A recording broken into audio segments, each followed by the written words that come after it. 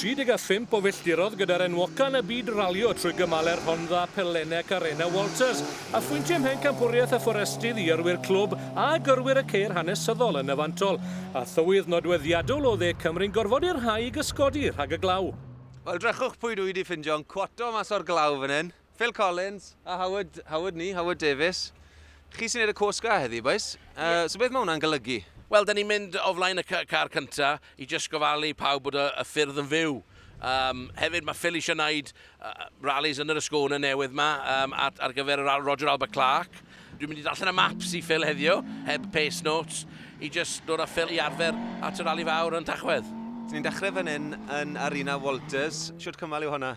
Wel, da ni'n mynd lawr y gwylod Walters, a fewn i fforest rheol am tam y bach, a wedyn dyn ni'n mynd dros y ffordd i Resolven a Rondda, y ffyrdd sy'n cael ei defnyddio ar Rally Wales GB, ti'n ba? A wedyn nôl fan hyn am gwasanaeth, a falle yn fwy pwysig i rai cynno, a wedyn ail redeg y cyfan. Ie, ail redeg y cyfan. A hefyd i ni ar y map fydd hi'n cyfle i wneud o eto i weld os o'n i'n iawn, ti'n ba? Falle fydd angen pace notes erbyn amser cinio. Dwi'n bo. A iawn, pob lwc. Phil, feeling confident with Howard reading the maps next to you there? It's been a long time, to be honest with you, and it's a lot longer since Howard and I were on maps. You know, we've got to realise that we're driving on maps, not on pace notes. It's not as accurate as we want it to be, and you've got to drive with something in reserve. This is a problem, isn't it? A map is only 2D. You can't see a crest on a map. Hollol wir, ti'n gallu weld beth sydd dros y crest. A dwi'n gofio helpu Phil heddiw, ti'n meddwl, go on, keep it on, whoa, ti'n meddwl, fel rhyw jockey ar y ceffil, ynddo? Tight 60 right to a finish. Keep it lit, go on.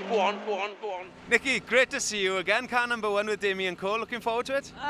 Yes. You know, Damian's been going on to me forever to do another rally with him, so I buckled in and we decided to come and do this little event, which I think is a great format. I don't think you get a forest rally where everything's done in one day.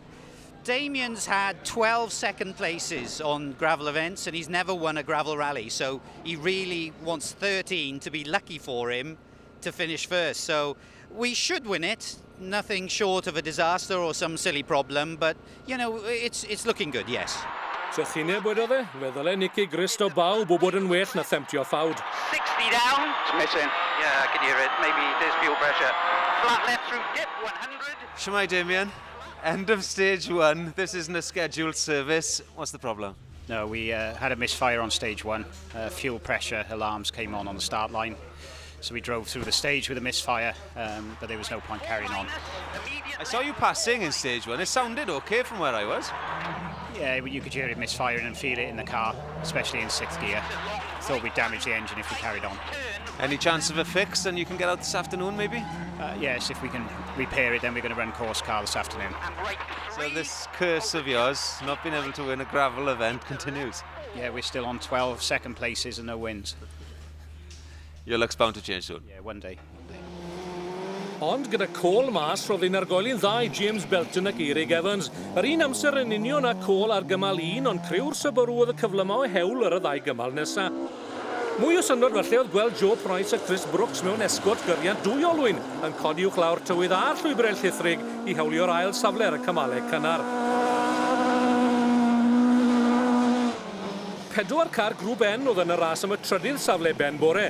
Hugh Jeffries gyda Gafarina Connor yn darllen y mapien i Subaru yn cyfarwyddo orau gyda'r amodau ac yn gwneud digon i gadw Jamie Anderson a John Scott yn ei Mitsubishi Evo 8 yn y drych ôl.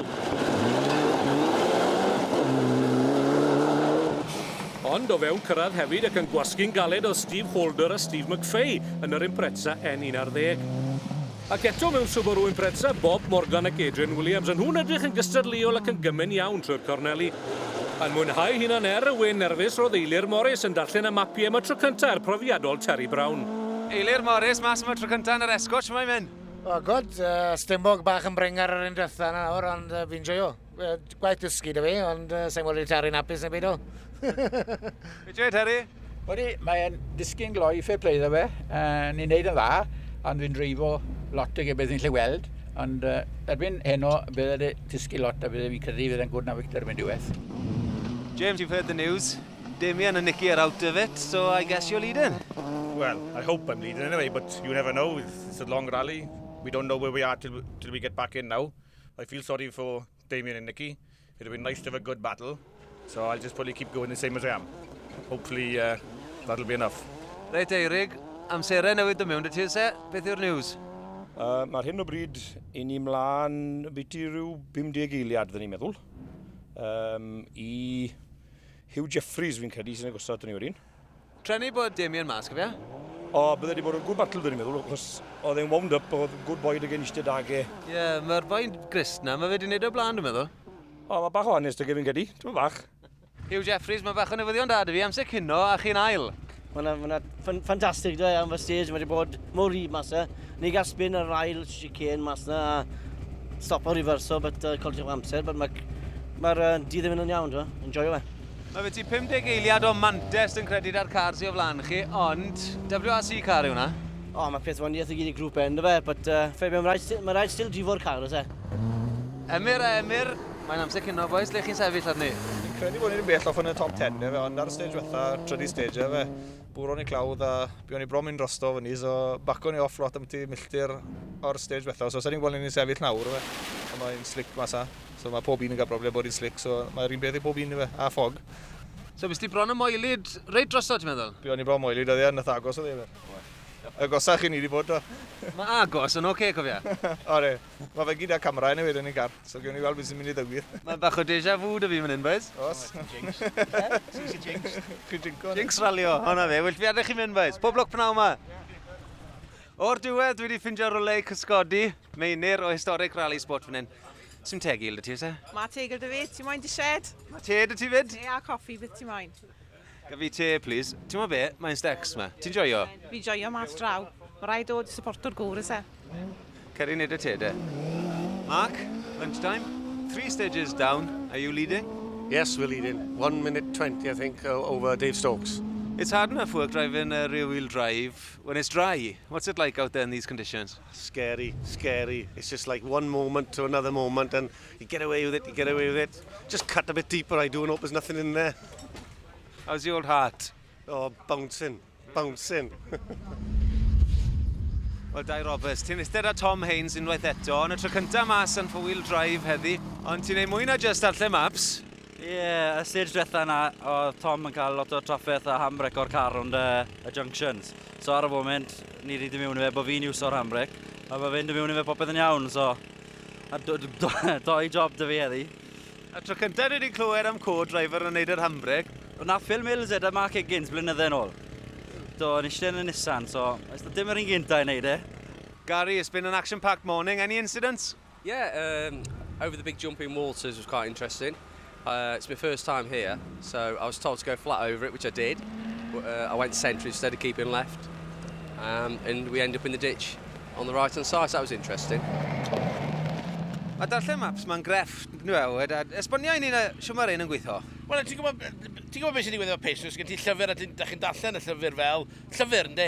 Ond efo'r maps na, ti'n gwybod edrych ar y ffordd wan, right? Mae'r cychwyn y cymal yna. So mae yna 45 right, fel o'n i'n galw, flat left, flat right, 200, hairpin left. A wedyn mae yna 60 right eitha sharp, mae yna ffordd yn mynd off fanna, so ti'n gwybod naid y pethau yma fyny, yn dy ben, a wedyn dweud nhw i ffil. A beth sy'n anodd pnawn yma, dyn ni'n ail wneud y cymal, den. Ond dwi'n gofod meddwl wan amdano fo, a falle meddwl be oedd yna, ydy hwn yn tinach, ydy hwn yn troi, os yna bump ar y tu fewn, ti'n bo, ar y crest, ti'n gallu cofio beth sy'n flat, go on. So mae'n a lot mwy o input o'r co-driver fewn i wneud amser dda. Well done. What do you think? Now, I tell you what, angles are for drawing boards, and numbers are for pace notes. Ac fel y gwyddon ni, mae popeth yn gallu newid mewn chwinciad llygad llo mewn rali. Problemau gyda differential yr esgort ar ôl cino a'r digwyddiad yma yn gweld Price a Brooks yn disgyn i'r seithfed safle. Ond y ddau emyr yn cael gwell hwyl ar bethau ac yn dal ati i orffen yn chweched. Rali ddiffwdan hefyd i Bob Morgan a sicrhaodd y 5ed safle iddo fe ac Adrian Williams yn yr Impreza. Wedi dal y trydydd safle drwy'r bore fe gostiodd spin safle ar y podiwm i Hugh Jeffries. Jimmy Anderson y cyflymar y cymal ola yn y Mitsubishi Evo hawliodd y fraint honno. Rali ardderchog i Holder y McFay yn fuddigol yn grŵp N ac yn ail dros y rali. Ac er gweitha tân bach yn y Subaru, roedd digon o fantes gan James Byddwn ac Elfyn Evans erbyn y cymal ola i'w gwalluogi'n hwy gymryd pethau chydig bach yn fwy hamddenol. ond dim rhy amddenol chwaith. Eirig, i ni heb gael cadarnhad eto, mae'n edrych yn dra thebyg bod chi wedi ennill Rali Cwm Nedd. Fi'n credu bod ni'n edrych nawr ar y results, ond sy'n byd lan to, mae lan ni, oedden ni rhyw 55 eiliad yn mynd mewn i'r 5 stage, ond gyda ni dan ar y 5 stage, so gyda ni slaco speed yn bach wedyn, gyda ni trwyddo a rhoi cwbl o foteli ddŵr dros yr engine fe am lle oedd y tân dyn ni. A stage wythna wedi'n steady, just treial bynnu. Wel, llongyfarchiadau, Neath Valley Stages winner, how was it? It was very good. This morning was good and slippy. This afternoon it was even more slippy, to be honest. I think we were lucky to get back to the end, but apparently we have won it. So, delighted. Yn nosbarth y ceir hanesyddol, buddigoliaeth yn ôl y disgwyl i Mark Soloway. Rhywbeth yn y te, siwr o fod. Mark, congratulations. How was it out there? Very good, slippery, really slippery second time through, but after we went out of service we realised we were only 9 seconds behind James Belton in the main event. But we realised if we beat him, we can't take both trophies home. So he's backed off a bit then, just to take the historics, because I know it's a better trophy. A sôn am bethau gwell, ond yn fwy na historics, hysterics falle. Well, rally over, boys. Phil, how was he? He's got a bit rusty, but it's been a long time, to be fair. And he's sharpening right up, and the last 3 stages were great. Pity we went off on one of them, but I can't blame him for that. Wedi hwn wedi codi want arno ti de i ail gydion di? O, codi want. Codi want falle i colli tam y bwysau. Dwi wedi deall heddiw bod fi'n gallu ffito mewn i'r set na fel fyswn i'n licio. A falle mi ddwna just be dwi eisiau wan i dod lawr i ryw 14 stone yn de. Dwi wedi clywed hwnna flan. You reckon you'd be down to 14 stone for next year then, Phil? Well, I had an imagination like that, and I've had dreams like that, but sorry, in reality, I don't think it'll ever happen again.